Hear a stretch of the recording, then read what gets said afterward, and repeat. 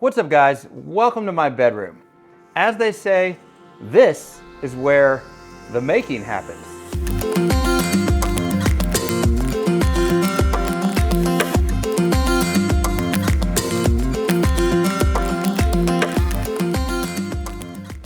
There are a number of projects that have been on my channel in the past in here. Behind me, of course, got the dream bed build. We've got the Soundwave dresser right down there. As much as I love this room, there's still one thing that's not quite right. The TV that sits on the Soundwave dresser is too low to really watch in bed, and it's kind of an eyesore. To solve this problem, I'm gonna build a faux wall that's gonna hide a motorized TV lift, and to give this build a little something extra, I'm going to hide the TV lift under a 7-foot concrete countertop, which will have integrated LEDs. Let's get going and see how it was done. And a big thanks to Squarespace for making this video possible. I started by breaking down the melamine for the concrete forms in my garage. Why in my garage, you ask? Well, because I can't get 4x8 sheets into my basement shop. It's just a trade-off for living in the city, I suppose. Once I cut the melamine to a manageable size and had it in my shop, I could cut out the base of the main concrete form.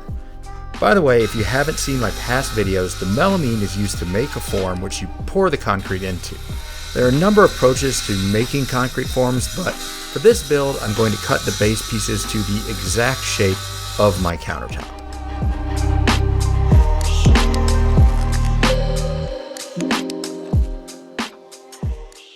So I've got the base of the form right here. I'm just gonna do a quick test fit into the windowsill and over the TV lift to make sure that it fits properly, because we can only pour once. No going back after we pour, we can't trim it to fit. One other thing to note is that when we test fit this, we're gonna put it in the same orientation that the concrete countertop's gonna go in, but when we do the pour, we're actually gonna flip this base piece over because we're pouring upside down and everything needs to be the mirror image. It looks good, so back to the shop now. We'll make this form.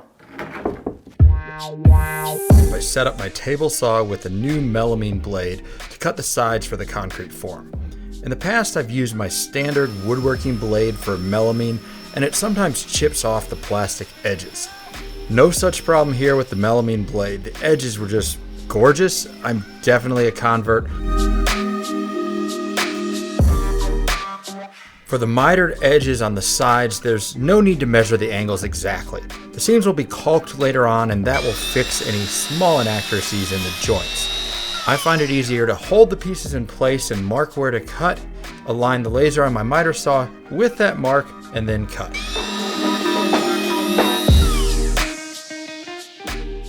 So I've got all the sides of the melamine form cut to length, and they're all 1 3/4 inch high, which minus the 3/4 inch size of the melamine is going to give us 1 inch thick countertops. All that's left to do now is go around with some drywall screws and hot glue and assemble the forms.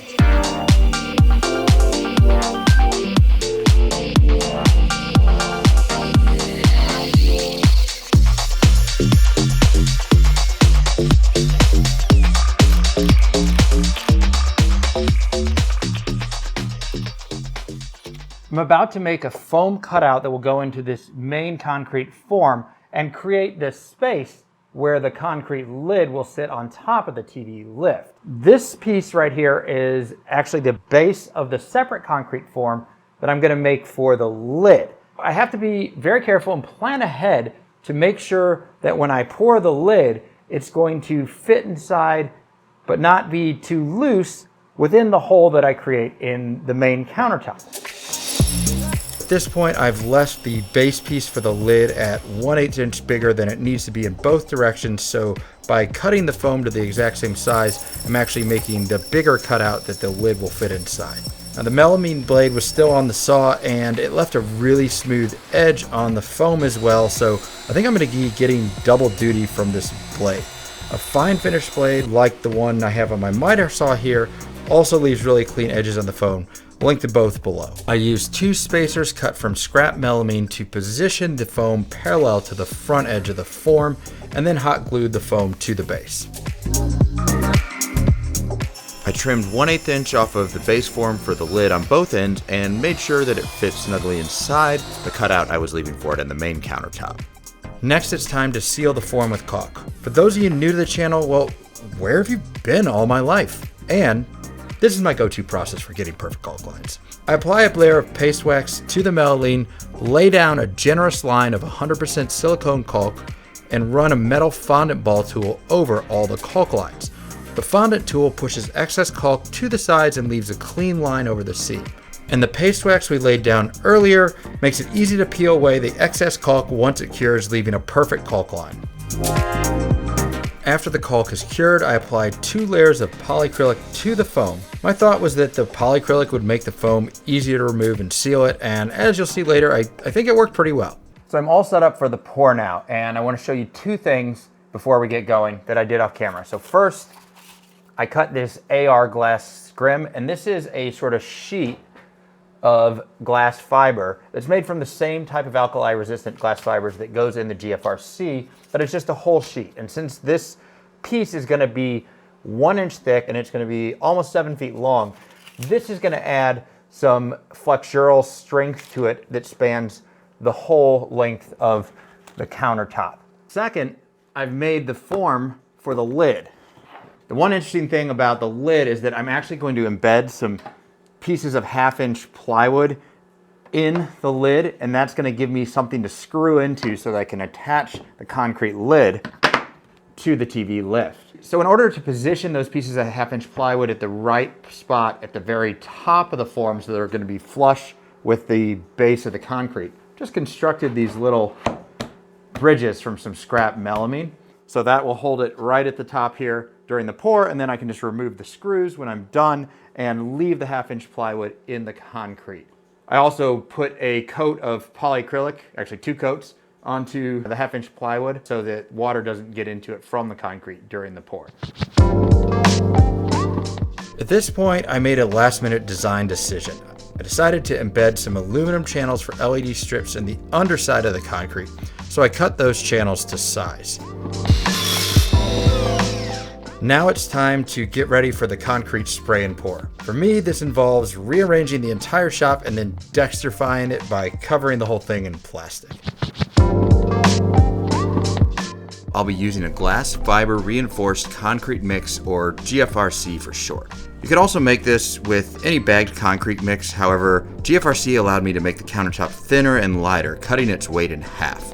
GFRC mix is naturally white, but I wanted to make a gray or almost black countertop, so I added the maximum amount of black powdered pigment that I could without weakening the concrete. To get a clean surface on the counter, I'm going to be applying a face or beauty coat to the form first, which doesn't have any aggregate in it.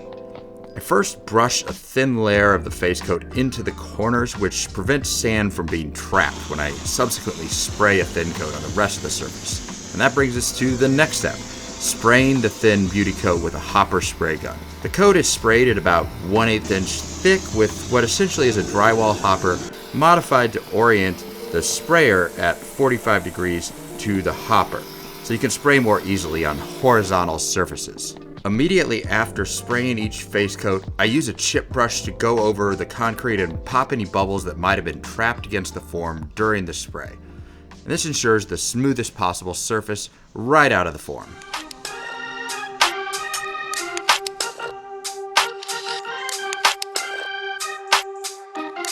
It's not quite ready for the back coat. You can see it's still a little mushy. There's a risk that glass fibers will push through, so we're just gonna wait another, say, 30 minutes or so, just for it to firm up a bit more. So I tested again and it was good to go. Before the back coat, I went back and removed some painter's tape I had covered the top edges of the form with. This was an experiment to try and avoid the face coat going up and over the sides as it typically does, and the resulting need to grind the concrete level to the sides after it cures. I forgot to put tape on the foam knockout, so I carefully used a trowel to scrape the excess face coat off the top of the foam. It worked surprisingly well, although I still can't say that this would be really a good idea to repeat if you're making this. Then I mixed up the backer coat, which is the exact same GFRC mix as the beauty coat, except that glass fibers are added. And these are special alkali-resistant glass fibers that don't break down in the alkalinity of concrete like a normal glass fiber would. These glass fibers combined with a polymer and a water-reducing admix make this an incredibly strong concrete, likely around 12,000 to 13,000 psi compared to, say, 5,000 or 6,000 for a standard concrete. I hand-packed the first layer of the backer coat and then placed the AR glass scrim that I cut earlier into the form. I worked the AR scrim into the back coat so it was just slightly below the surface, and then came back with a second layer of the back coat to fill up the form.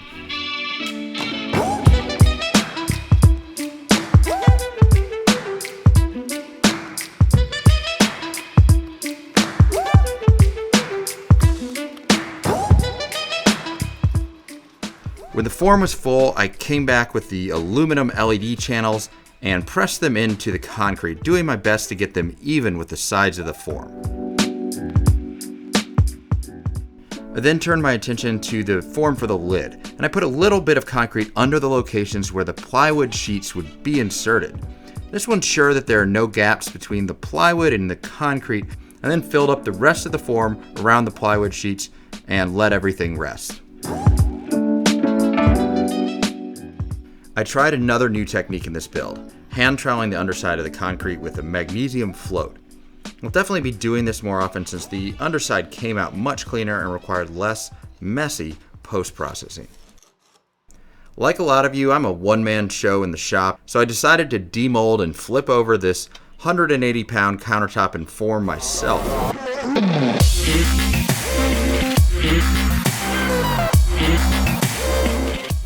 The flip went smoothly, but those few seconds as you dance around the table to catch the counter on the other side are always pretty nerve-wracking.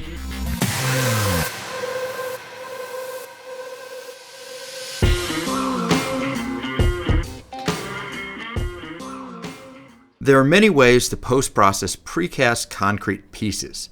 My go-to is wet sanding by hand with 400 grit sandpaper since it is quick and easy and leaves a nice smooth finish. For the sealer, I decided to try a 2-part urethane. After mixing part A and B, you dilute the mix 5-to-1 with water and roll on a primer coat. The diluted primer coat penetrates the concrete more easily so you can get a deeper and longer lasting finish. You then continue to roll on the sealer, increasing the strength to 3-to-1 sealer to water, and finally use a full strength sealer mix. Now, I really liked the finish I got with this 2-part sealer, but I'll have to see how it holds up over time as compared to other concrete pieces that I've finished with a simple 1-part acrylic sealer, and see if the extra effort is worth it for the 2-part sealer. Now let's turn to the TV lift cabinet itself. I'm using a motorized TV lift from tvliftcabinets.com, and specifications for the cabinet come with the lift, so I'm only going to go through this at a fairly high level. Since the cabinet carcass will be completely hidden, I built it from inexpensive radiata pine plywood and pocket hole joinery. Pocket holes don't always get a lot of love, but for a project like this, using a pocket hole jig makes the joinery fast and easy. It's really the perfect tool for the job.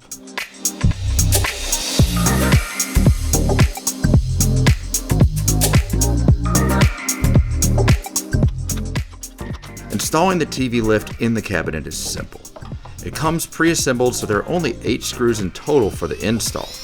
The first step is mounting the lower support plate at the base of the cabinet. Then you slide the TV lift assembly into the support plate and use the mounting hole in the lift to attach the top of the lift to the cabinet. The TV lift control box also attaches easily to the back of the cabinet with 4 screws. I also added a lid support to the top of the lift, which I'll attach the concrete lid to. The cabinet will be covered by a removable front panel. This front panel will be entirely removable from the cabinet so you can access the TV lift if needed, and will be held on by magnets. The rare earth magnets I'm using are square, so I created square cutouts in the back of the panel using a Forstner bit and a chisel. I bought countersunk magnets, which allowed me to screw them right into the back of the cover panel using screws. I chose this approach so the front panel will look like part of the wall structure in my room, more so than it would if I used doors. To provide mounting points for the magnets, I used an angle grinder to cut small pieces of scrap steel. I then used my router to create cavities for the steel pieces in front of the cabinet carcass and inlaid the steel pieces in the cavities using some 5-minute epoxy.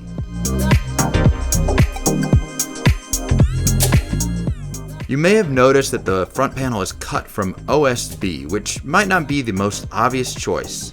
However, as you see here, I'm covering the front panel with some permanent peel and stick wood planks. Since you won't see the underlying wood used on the front panel, it was the perfect opportunity to make use of some OSB that had been taking up space in my shop for quite some time.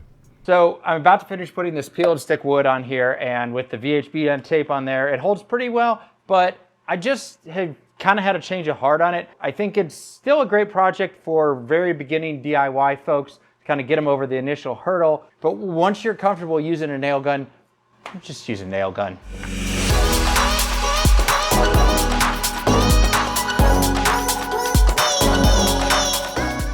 I also added some cable management with a built-in panel that can plug in HDMI and USB cables from outside of the cabinet. This panel installs in the standard cutout for a light switch or other similar panels.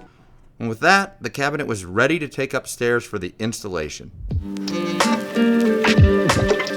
I used my hammer drill to pre-drill holes in the brick wall for Tapcon concrete screws. It's extremely important when using concrete screws that you vacuum out the holes before inserting the screws. As long as you vacuum, these screws do a great job of securing large pieces to brick or concrete. I enlisted the help of my friend Griffin to move the countertop into place.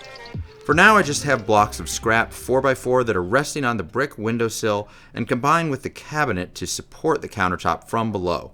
I screwed the concrete lid into place and then moved on to the trim. Now at the corner where the wood meets, I'm going to be using an L-shaped aluminum channel, and I spray painted it black so it would match the look of the room. I attached the aluminum trim using Fuse-It, and I only put the Fuse-It on the side of the trim that would attach to the front panel so that it wouldn't adhere to the side and prevent the front panel from being removed. Now I can install the LED strips into the aluminum channels embedded in the countertop. I used the combination of the adhesive backing on the LED strips and super glue to attach the LED strips to the channel. While I used basic RGB LED strips for this project, I did add a little something extra by using an LED controller that allows me to control the strips via Alexa. Alexa, turn the countertop lights on. Alexa, set the countertop lights to green.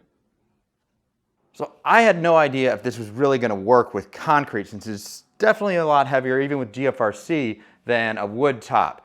But it works really well, and I'm really happy how it looks. I think it really completes the bedroom. As always, there are a couple things that I would do differently if I were to build this again. So I just want to go and, in full disclosure, show you things that I'm not 100% happy with.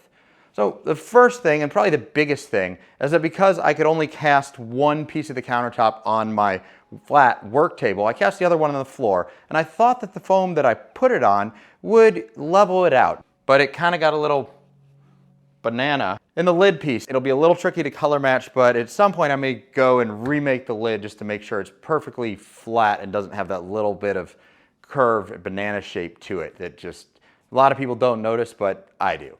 The second thing is I still haven't put trim around the floorboards. Now, I just hate like standard white crown molding trim, so I always have a really hard time picking that out. I'm not sure what I'm going to do, but something different. If you got any ideas for the trim, leave a comment below and let me know. Before going further, let's show a little love to this video's sponsor, Squarespace. Squarespace gives you a powerful and beautiful online platform to create your website. 2 years ago, when I was starting Industrial Maker and looking to create a website, I was trying to find the easiest way to do it. I quickly realized that Squarespace was a no-brainer. Squarespace provides you with an all-in-one platform so you can create your beautiful website or online store. Their award-winning templates make it so easy that anyone can do it, and they work for all types of creatives and businesses, from musicians to designers to restaurants and beyond. There's nothing to install, patch, or upgrade, ever. Plus, you'll get Squarespace's award-winning 24/7 customer service. If you're considering a new website or revamping an existing one, do yourself a favor and head over to squarespace.com/industrialmaker, and you'll get a free trial plus 10% off your first purchase. Not only will you get a great website, but you'll be supporting this channel and the free content that you enjoy here. So thanks in advance from me, and thanks to Squarespace for making this video possible. All that's left to do now is for you guys to hit the subscribe and bell button, hit the thumbs up button to show your support for this channel, and check out the shots of this TV lift in action.